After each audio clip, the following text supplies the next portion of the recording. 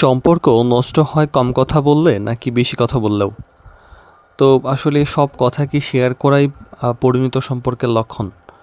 তো কথা বলা সম্পর্কের আসলে একটা গুরুত্বপূর্ণ ব্যাপার। কিন্তু সবসময় সব কথা সবসময় সব পরিস্থিতিতে বলা কিন্তু বুদ্ধিমানের কাজ না।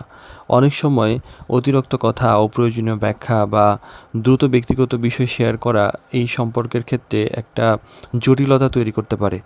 তাই শুরুতে বেশি কথা না বলে সঠিক সময়ে সঠিক কথা বলাটাই কিন্তু গুরুত্বপূর্ণ।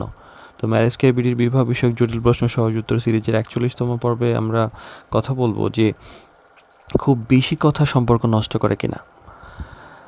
তো সব চিন্তা আসলে মুখে আনার প্রয়োজন হয় না। কিছু কিছু জিনিস আছে মনের মধ্যে ঘটে, কিন্তু এগুলো বলে ফেললেই আসলে যে সততা হয়ে যায় এরকম হয় না। দীর্ঘ আসলে আলোচনার সময় কিছু কিছু রাগ বা হতাশা বা কোনো কিছু অনেক সময় মনের মধ্যে ঘুরপাক খায়, সেটা আসলে বলে ফেলাই কিন্তু একদম মানে যথেষ্ট হয়ে যায় না।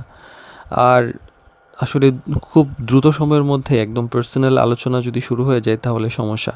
কারণ বিশ্বাস গড়ে উঠতে সময় লাগে। পরিচয়ের শুরুতেই যদি জীবনের সব গোপন অধ্যায় একদম খুলে বসা হয়, তাহলে সেখানে একটা নেগেটিভিটি তৈরি হতে পারে। আর অতিরিক্ত ব্যাখ্যা অনেক সময় সন্দেহ তৈরি করে। যেখানে একটু কথা বললেই যথেষ্ট, সেখানে ১০টি ব্যাখ্যা দেওয়ার প্রয়োজন হয় না। বরং এটাকে মনে হয় যে মিথ্যাকে জাস্টিফাই করা। তো ছোট বিষয় আসলে বারবার জাস্টিফিকেশন দেওয়ার ফলে এই ধরনের সমস্যা তৈরি হয়। আর ভালো শ্রোতা হওয়া গুরুত্বপূর্ণ। অনেক সময় যে আসলে শুধুমাত্র যে স্পিকারের চাইতে লিসেনার হওয়া গুরুত্বপূর্ণ। কারণ যে বললেই কমিউনিকেশন হয় তা নয়, বরং শোনাও কিন্তু একটা ভালো কমিউনিকেশন। তো ভালো একজন শ্রোতা একজন ভালো বক্তার চেয়েতেও বেশি গুরুত্বপূর্ণ। আর কথার পরিমাণ না, কথার গুণগত মানও গুরুত্বপূর্ণ। ১ ঘন্টার কথার চেয়ে ৫ মিনিটের আ অর্থবহ আলোচনাও কিন্তু অনেক বেশি ফল এনে দেয়।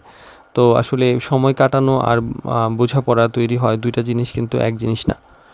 আর সম্পর্কের শুরু আসলে কথা দিয়ে হয় না, বরং শুধু কথা দিয়েই টিকে না, বরং নীরবতা দিয়েও যে টিকে তা কিন্তু নয়। বরং যেটা হওয়া উচিত সেটা